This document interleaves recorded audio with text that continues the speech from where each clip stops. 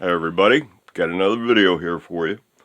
I've been busy working in the paint shop, and yeah, this is the main thing I was trying to get out, was the bridge block and the depth pick guard for the low budget build.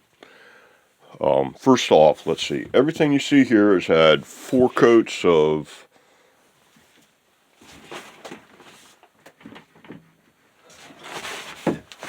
this stuff. Krylon Color Max Clear Gloss Crystal Clear. It's a spray acrylic. So everything got four coats of acrylic, and then I knocked it back with, like, let's see, if it was like a bad run, I'd use about a 400 grit, and then I'd step up to like an 800 kind of a thing. And for the rest of it, I'd use like about an 800 or so, or maybe a 6, and I'd just kind of like knock it down. And then it was all polished with polishing compound, cleaned with naphtha, and then waxed with Johnson paste wax. And I was doing these two pieces for the low budget build, and while I was at it, I went ahead and did the bodies for guitar number 7 and guitar number 8. And so all this stuff is out of the paint shop and ready for assembly now. So now it's time to get back to this thing. Okay, got the guitar out the rack and grabbed the bag of parts out of the build box. And next thing to do is, on this side of the guitar, time to get this guy going.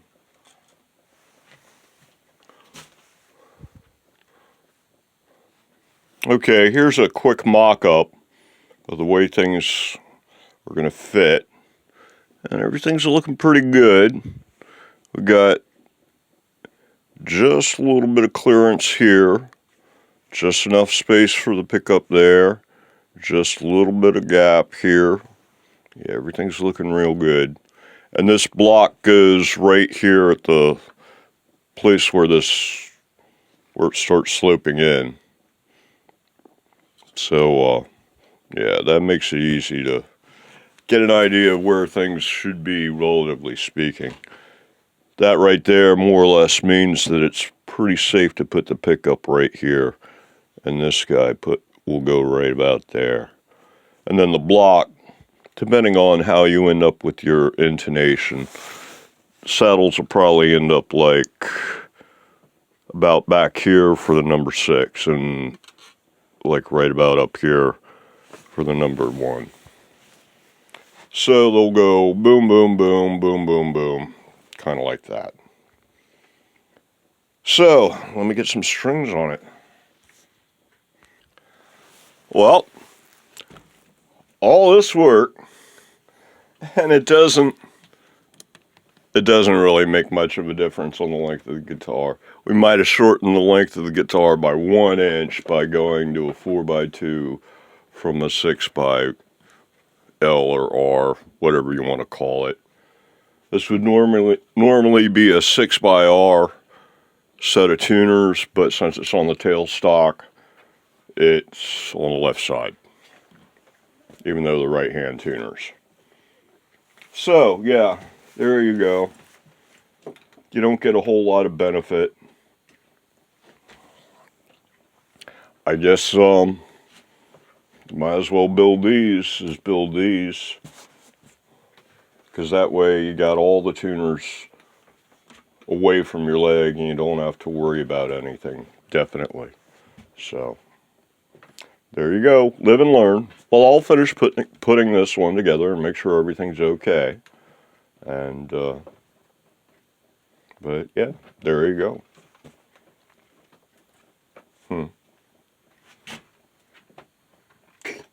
Yeah, you only save about an inch. Of course, and that's kind of to be expected. I mean, you know, at most you're only able to pull a couple tuners off of here out of this row of 6. You're basically, you're taking these two and you're moving them down here. Is what you're doing, kind of a thing. Now, these actually look like they've got narrower spacing than these. And yeah, they've got small buttons, and as I recall, it's kind of a tight fit in there. So, but anyway, yeah, I just wanted to take a look because now it's together enough in order to see how it stacks up to this guy. This is the X7, which is basically an X6 with, it was done in oak and has the Filtertron on it. This was the first one to get this kind of bridge, though, when I switched it over to swing bar and stuff. But anyway, let me get some strings on this one and get this thing finished up.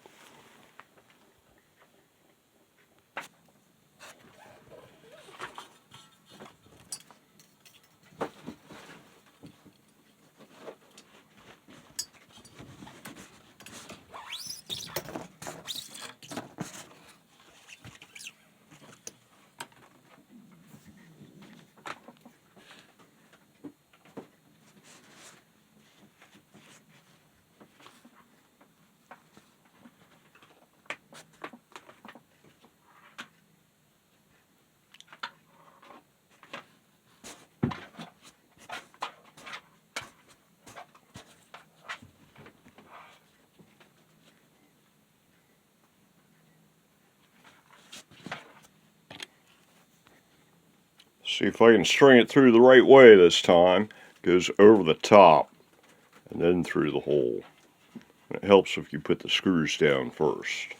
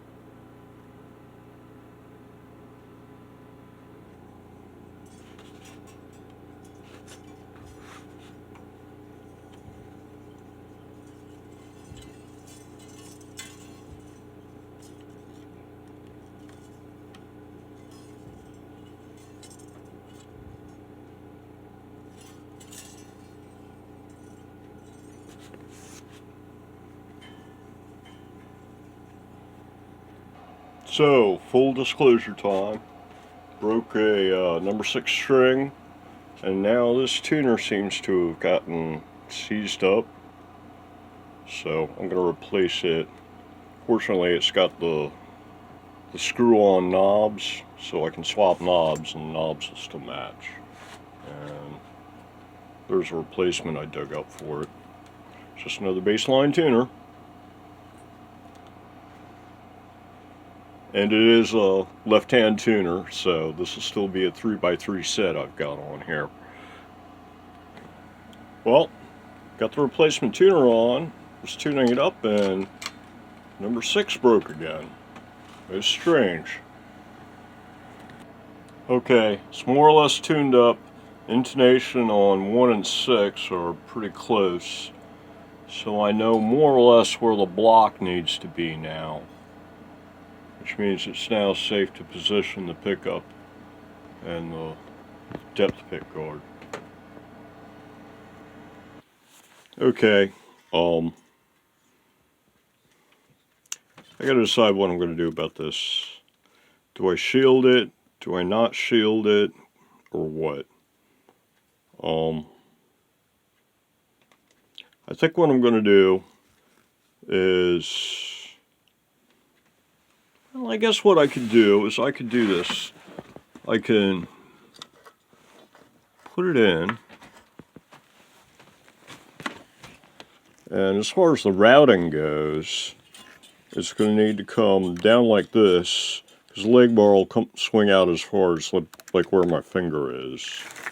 So it's going to need to come along the side of the guitar until it gets down past the bridge block. And then it can be routed down this way between the tuners. Or you could route it just all along the bottom edge of the guitar here. Would be an alternate. And then the jack plate is going to go here.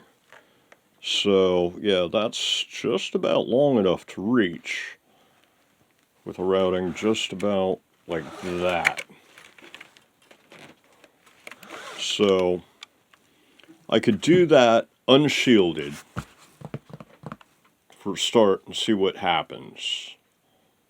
And then the other option is I can cut these leads off like about here and strip them back a little bit and solder on some shielded conductor and then plumb it using shielded conductor. And I'm not sure, I'm kind of leaning towards the shielded conductor. Yeah, it's going to raise the cost a little bit, but that way the pickup's the only thing that you're not really shielding, and it's going to be more or less just about as shielded as it would be in a Stratocaster installation, because it's going to be just basically the pickup itself that's not shielded. The only difference between this and a Strat would be that in a Strat, this would be surrounded by a pickup with foil on the back of it. And so really only the portion of the coil that sticks up through the pickguard or past the foil would be exposed outside. But whereas with this, the whole thing would be exposed all the way up to the shielded cable. So yeah, I think I'm going to put some shielded cable on this. Which means I was figuring out the routing to figure out how long it's going to have to be. And yeah, it's going to have to come along the side of the guitar until it gets past the block here.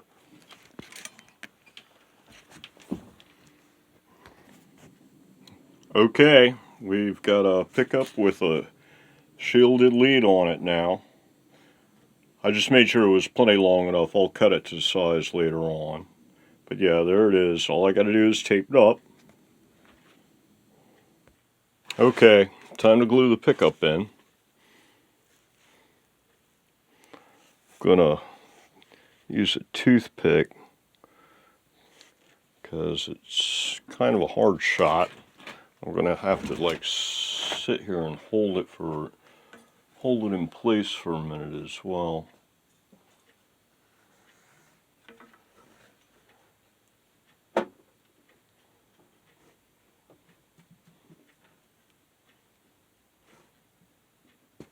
Now, don't play with that, my little panther.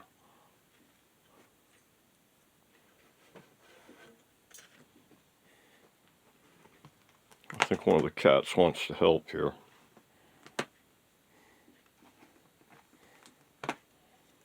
Okay.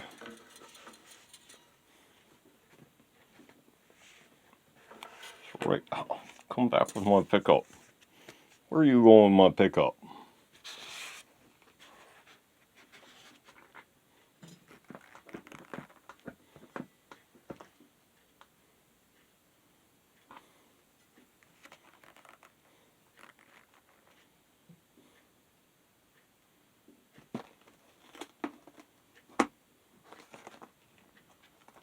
That's probably my midnight. What you up to, midnight? Chewing on the pad?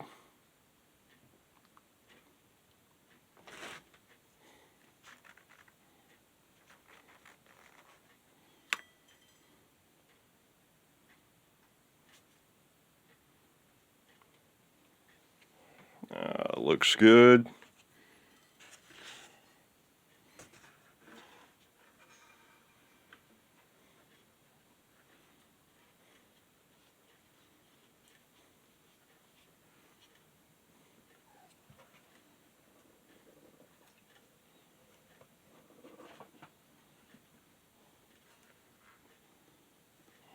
I just have to hold it in place. Okay, this has started setting up. It's time for this thing.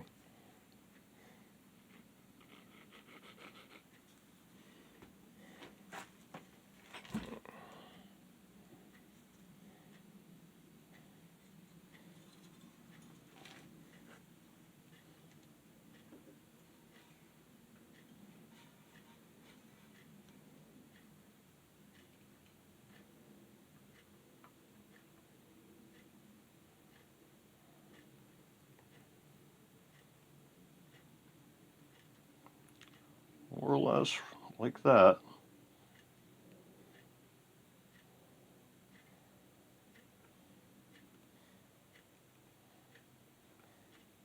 Uh-oh. Pickup's trying to come loose. No coming loose, Mr. Pickup. There we go. Yeah, you stay down there. You go right there. And everybody dry in place. Figured that this might be a good point to check and make sure the pickup works.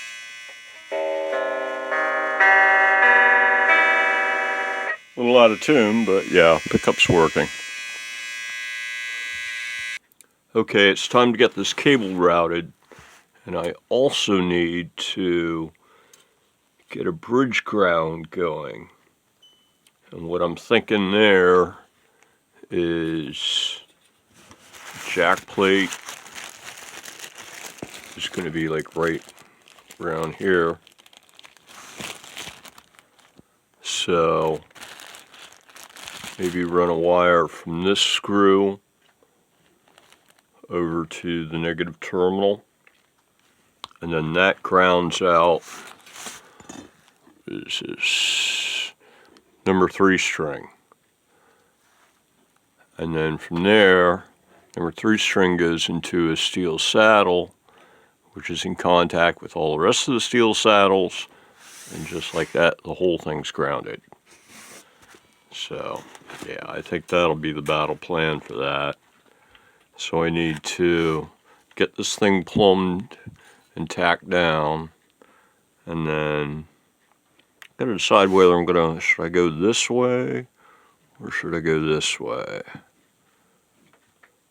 Maybe go this way so it's not visible or as visible from the front, something like that. Alrighty, well, let me get to it. So the basic approach I use is I take the wire and I lay it out where I want it, and then I punch and drill a couple holes on either side, get the little brass nails or pins, whatever you want to call them, bend them over 90 degrees, dip them in a little super glue, and then put them in the hole and spin them around the way I want. Sometimes maybe tap down a little bit with a hammer. And I just kind of go along, and every so often you can either place them strategically to minimize the use, or you can just make it nice and neat and put one every inch or whatever. And usually I'll put them, nowadays I'm putting them on both sides of a little run of cables, and because that just helps ensure that everything stays put and can't get pulled loose easily or anything like that. So that's what I'll be doing here. Okay, I've got things secured down to here, and now I think it's time to go ahead and do the jack and get these wires onto the jack, and then And then maybe come back and tack it down right here. Okay, we're at about 20 minutes, so I think I'm going to call this an episode. In the next one I'll pick up with the jack installation. And I guess we're looking at something about like, where's that tuner? Maybe something like that.